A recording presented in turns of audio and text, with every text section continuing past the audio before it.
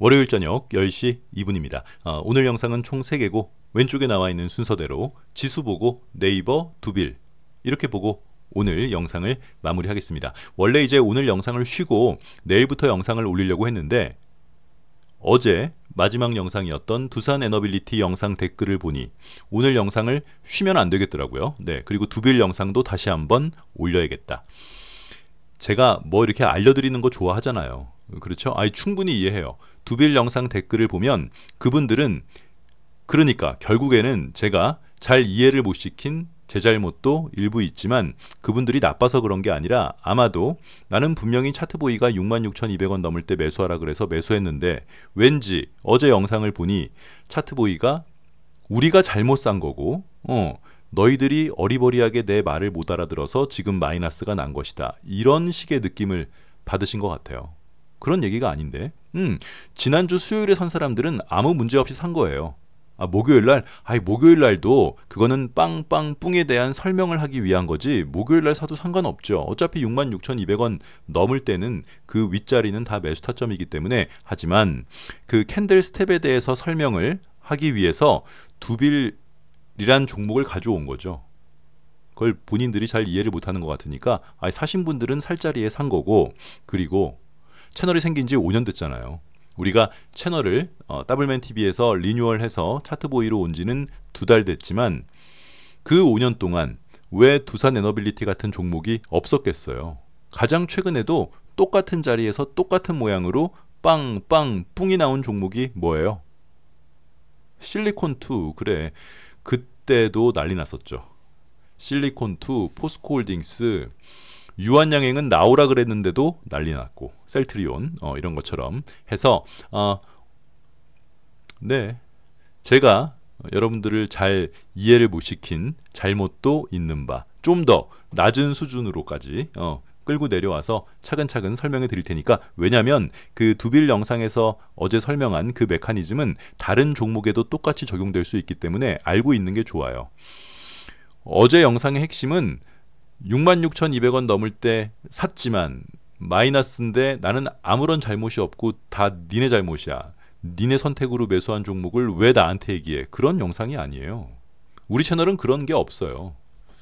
같이 욕하고 싸우고 홀딩하는 그런 채널이라 일단 오늘 세 번째 영상에서 보시고 지수를 봐야 되는데 또 이어지는 거죠. 내용이. 이것도 모르면 여러분들이 또 엉뚱하게 오해해서 아닌 것 같은데 또 이렇게 오해할 수 있을 만한 모양이 다시 한번 나왔다. 무슨 모양? 뚜껑. 모든 상승하거나 하락하는 종목들이 책에 나와 있는 모양을 만들면서 상승하거나 하락하는 건 아니에요. 하지만 책에 나와 있는 기본적인 모양조차도 숙지가 안 되어 있으면 그렇지 일관성 있는 매매를 할 수 없는 거예요. 우리가 보통 시골에 어디 조그만한 도로의 앞에 있는 신호등은 사실 그 신호등의 색깔을 생각할 필요가 없어요. 그냥 차 안 올 때 건너면 되니까. 그렇죠. 하지만 그런데 뭐 큰 도로에서 신호등에 대한 색깔에 대한 개념이 없으면 어버버버 할 수밖에 없는 거지. 뭐 극단적인 예로 들면. 그래서 기본적인 하락 시그널을 나타내는 캔들 중에는 어떤 게 있어요? 이런 뚜껑이란 모양이 있어요. 이거 관련 교육 영상 링크를 영상 말미에 넣어드리고 밑에다가도 넣어드릴 테니까 모르신 분들은 알고 계세요. 한 사이클의 고점에서 음봉의 고점이 양봉의 고점보다 높은 2번이나 4번 같은 모양을 우리는 뚜껑을 땄다 이렇게 표현을 하고 하락이에요. 얘가 가리키는 방향은 하락이에요. 하지만 5번은 뚜껑이 아니에요. 이거 교육 영상에 다 있는데 계속 물어보시더라고요. 어제도 누가 물어보던데 댓글로. 5번은 음봉의 고점이 양봉의 고점보다 높지만 뚜껑을 땄다라고 표현하려면 이렇게 바디가 조금이라도 겹쳐야 돼요. 조금이라도 겹쳐야 된다는 거는 한 호가만 겹쳐도 겹치는 거예요. 그렇지? 네. 해서 일단 뚜껑이 따지면 하락이고 노트에다가 적어 놓으세요. 고점에서 이렇게 주봉상 뚜껑을 따면 여기도 주봉상 뚜껑을 딴 거죠. 여기도 물론 딴 거죠. 이렇게도 딴 거예요. 음봉의 고점이 양봉의 고점보다 높은 이렇게 모양이 나오면 하락 쪽으로 무게를 두는 거예요. 단 그렇지 이거에 대한 기준선은 5선이에요. 이동평균선 5선, 이 자주색깔 선, 이 5선이 깨지면 20선까지 깨진다라고 하는 건 종가 기준이에요. 장중 기준이 아니라 5선이 깨지면 20선까지 내려올 수 있다. 그런데 보통 이렇게 뚜껑을 따면 하락할 가능성이 훨씬 높아지지만 그래, 그 바로 다음 캔들에서 이 뚜껑 딴 자리를 넘게 되면 신규로도 들어갈 수 있다. 이런 모양이 뭐 파마리서치, LIG 넥스원, 또 뭐 있었어요? 현대일렉트릭, 똑같은 모양이에요. 그래서 넘었어. 이때도 더블맨 지수가 이제 조정을 받겠지? 그러네요. 주봉으로 뚜껑을 땄으니까 5선까지 내려왔다가 거기서 다시 반등할지, 5선이 깨지면 지가 돌파했던 어디까지, 이 라인까지 한번 내려오던가 여기, 아니면 주봉상 20선까지도 차근차근 한번 조정을 받고 가겠네요. 그런데 그 다음 주에 바로 넘었죠. 여기도 뚜껑을 땄어요. 하지만 얘도 5선을 꾸역꾸역 지켜가면서 상승을 하다가 지난주에 뚜껑을 딴 거죠. 그런데 이게 벌써 세월이 5월부터 그죠? 5개월 동안 계속 상승만 하지 조정을 한 번도 받질 않았어요. 그래서 어제 우리가 지수 얘기하면서 그랬잖아요. 네, 소위 말한 친일 구구 적폐 내란 선동 옹호 세력은 지수가 떨어지면 이재명의 실정, 관세 협상 구라 뭐 이런 것들을 핑계로 지수가 떨어진다고 예견하겠지만 이건 주봉상 뚜껑을 땄기 때문에 지수는 언제든지 하락할 수 있는 모양이고 단 이 5선이 기준이에요. 주봉 5선. 이렇게 주봉 5선을 땄다 하더라도 얘가 이 뚜껑을 한 방에 넘어버리면 신규로도 들어갈 수 있는 거예요. 개별 종목이라고 하면. 항상 기준은 있어야 돼요. 제가 늘상 지난 4년 5년 동안 얘기한 내용이 해석의 일관성, 매매의 일관성. 매매는 이동평균선이나 주요 보조지표에 역행하게끔 매매할 수 있지만 해석은 그럼 이동평균선이나 주요 보조지표에 역행하게 해석할 수는 없는 거죠. 이동평균선 5일선 따라서 쭉 올라가는 종목을 보고 얘는 이제 조정을 받을 거예요. 이런 얘기는 하면 안 돼요. 그럼 앞에 당연히 전제 조건이 붙어야죠. 5선이 깨지면 그때부터 매도 포지션이지 100%, 200%, 300%가 올라가는 동안 예를 들어서 5선이 안 깨지고 계속 올라가는 차트를 보고 그래 조정이나 하락을 말할 필요는 없다. 또 반대로 이동평균선이 역배열되어 있는 차트를 보고 얘는 이제 갈 수 있겠어요. 이렇게 말할 수도 없는 거예요. 일단 바닥에서 올라오려면 최소한 주봉이든 월봉이든 이동평균선이 크로스가 돼야 되는 거잖아요. 마찬가지로 지난주에 주봉상 뚜껑을 땄기 때문에 얘는 하락이라고 보는 거예요. 그런데 5선이 깨지지 않고 그 위에서 양봉이 솟구치면 여기도 그랬으니까 올 6월 30일도 그러면 얘는 계속 가는 거죠.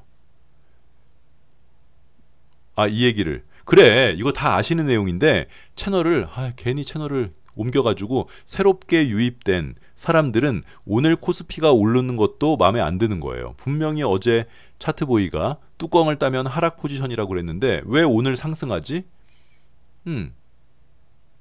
아니 주봉상 5선이 기준이에요. 항상 대형주는 주봉 5선이 기준이라니까요.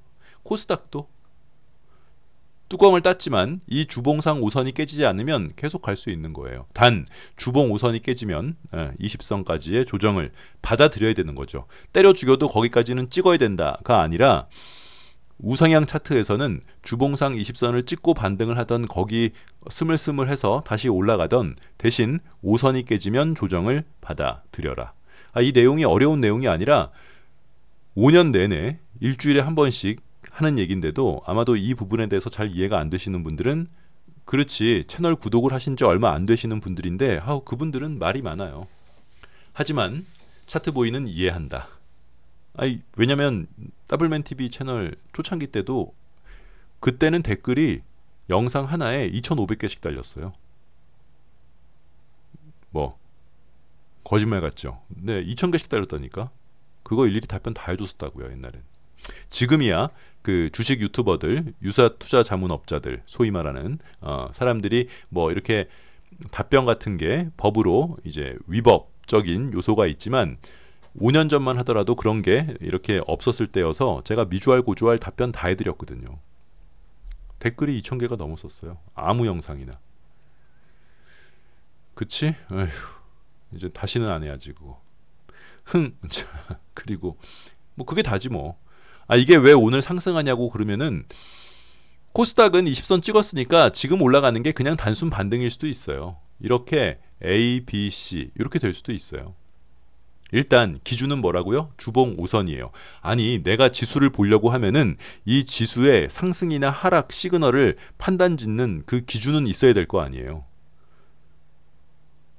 그렇죠? 아, 남쪽의 기준이 뭐예요? 응? 아니, 보통 예를 들어서 뭐 지나가는 여러분들 조카나 자식이 아빠 남쪽이 뭐야? 그럼 뭐라 그럴 거예요? 아, 나침판은 없는데. 그래 태양 뜨고 있는 방향을 보고 있어서 오른손을 들면 거기가 남쪽일 거 아니에요.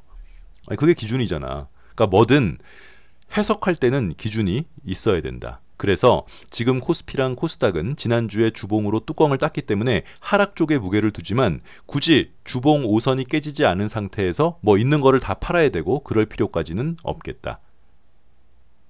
됐나요? 원론적인 얘기예요. 아 이거 누가 또 물어보길래 왜 주봉 뚜껑을 땄는데 상승하는가? 이런 모양은 다른 개별 종목에도 있었어요. 현대일렉트릭도 주봉을 보면 여기도 주봉 뚜껑을 땄죠. 이때도 가장 고점이었어요. 주봉 뚜껑을 바디 통째로 땄지만 5선이 깨지지 않으면 네 갖고 가는 거예요. 보유자는 빵.